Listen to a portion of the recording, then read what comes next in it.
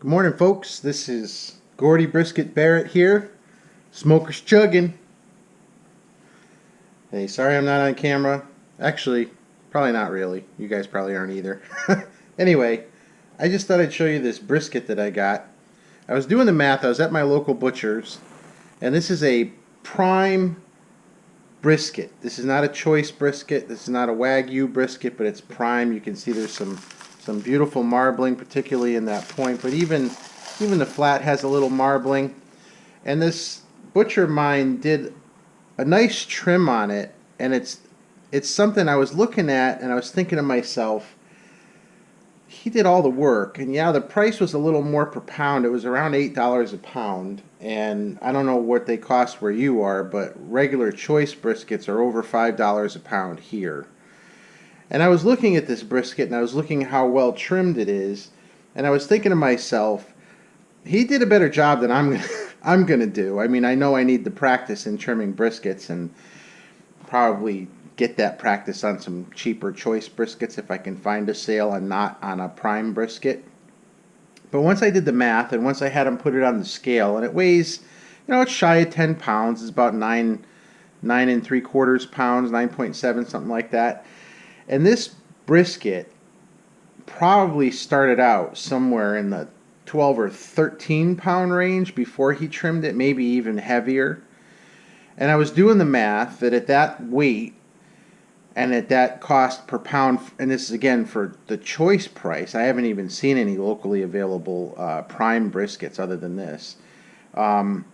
I'm actually really not that bad off. Plus, all the work as far as the trimming has been done, and it's starting to oxidize a little bit because I've had it in the refrigerator a couple of days due to some personal conflicts of schedule. I probably would have done it yesterday had I not had those conflicts. But anyway, it still looks pretty nice, and I'm gonna rub it up and I'm gonna smoke it, and hopefully it'll turn out good. We're gonna rub it with plain salt and pepper. Maybe a little garlic powder because I like garlic powder. And we're going to put it on some oak and maple wood smoke.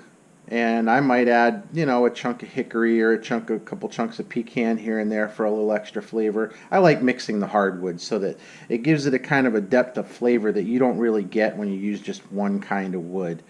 And I'm using these B&B competition char logs. If I run out of those, which I doubt I will because they've been pretty amazing, I may start on the B&B oak lump charcoal, which is next.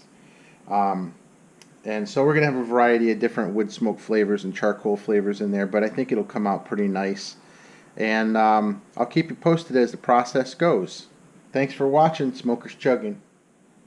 Hey folks, I just wanted to add this little addendum to the video.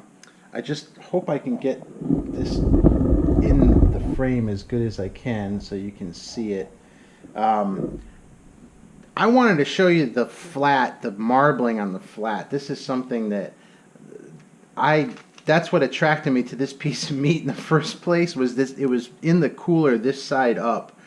And I had them flip it over so I can see what the trim was and everything, and they did a pretty, like a pretty decent job trimming it, getting the fat cap down on the flat to, under a ½ inch and so forth.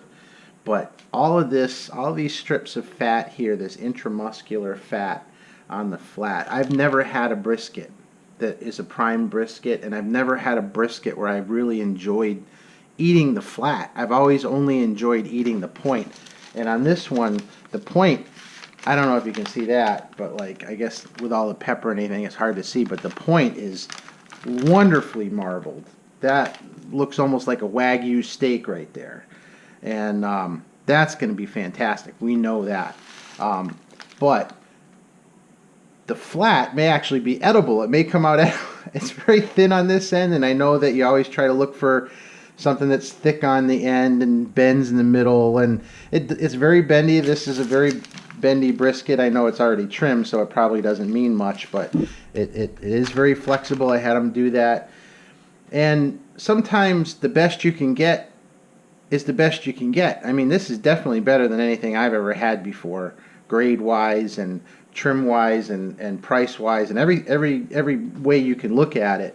this is better than the stuff I've been cooking, so I expect good things from this brisket. But I just wanted you to see all that intramuscular fat in this flat, which I'm hoping will make for something I can eat the whole thing and enjoy it instead of just eating one little part of it and only enjoying that and giving the rest to other people. So I'll keep you posted. We're gonna get the smoker chugging. We're gonna get the temperatures to where I need them to be. Hopefully in the lower half of the 200 range, so like 250. The smoker seems to wanna run about 260, 270, but I want to see if I can get it a little lower than that and still keep the fire clean and not have it go out on me. So that's the challenge I'm faced with here. So it's going to take a little while, and I'm going to let this bad boy rest with its coat of salt and pepper and a little bit of garlic powder, and hopefully it'll be tasty. Oh, and by the way, I wanted to show you this. See that bowl there? We got, when you got a lovely girlfriend like I do that grows rhubarb, that's rhubarb pie, baby. It just hasn't happened yet. I said to her when she was out in the garden yesterday, I said, Amy, you know what would go really good with a brisket? A rhubarb pie. She looked at me and smiled and said, hint, hint. And I said, yeah, hint, hint. So she's the best woman in the whole entire world, and she dug her rhubarb out of the freezer for me, and she made up pie filling, and now she's back out in the garden again. By the way, fellas, the secret to happiness is, like, if you can do the cooking and give the woman time to be in her happy place, that makes you happy too. She's out in the garden with her feet in the dirt, and it makes her happy. Dirt makes her happy. And when she's happy, I'm happy. And hopefully we'll enjoy a nice meal tonight after we've been doing the things that make us happy all day long here on vacation. She's playing in the garden, working in the garden, not playing but working. And I'm working on the smoker.